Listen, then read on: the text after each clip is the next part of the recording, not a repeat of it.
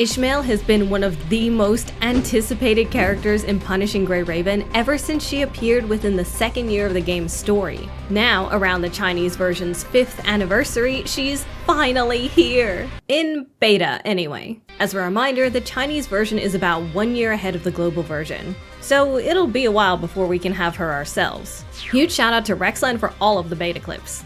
Ishmael's element is the same as upcoming Luna Oblivion's, fan-translated as Void. Her class, meanwhile, is also brand new, fan-translated as Observer. She sees whether your party is missing a tank or an amplifier and fills in the role you're missing automatically. It's hard to tell so early on, but this could be really cool for new players. This may come as a shock, but I really like pink characters, so the second I laid my eyes on Ishmael and her freaky eyes, I was besotted. Unlike the other pink characters in PGR, Ishmael radiates coolness. The others are cool sometimes, but I would say they lean way more on the cute spectrum. Ugh, just look at her. I'm a little disappointed that her eyes are decidedly less freaky, but she's maintained that air of superiority. I mean, just look at those expressions.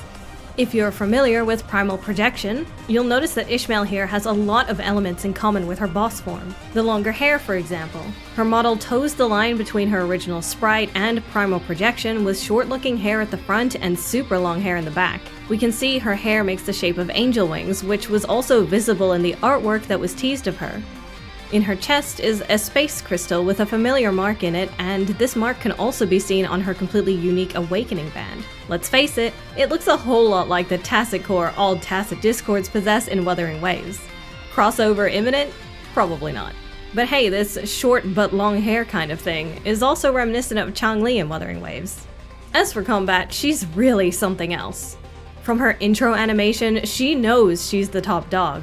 The smugness is off the charts and I'm happy for her. And this victory animation is so good. I love the teasing head flick. Kinda hoping they refine this part at the very end though. She looks a little dead inside. But it's beta, so they often change things like that. Speaking of intro and victory animations, Ishmael's patch comes with one of the most amazing quality of life updates of all time. You can set which animations you see regardless of your party leader. Finally, a reason to see your attacker animations.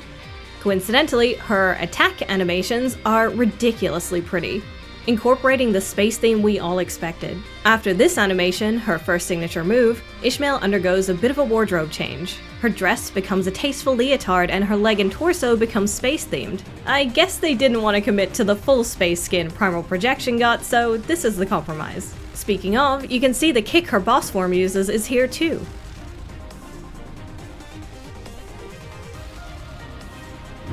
A fun little detail is that in her default form she's got a little halo, and in her second form that halo becomes a crown. She can be your angel or your devil.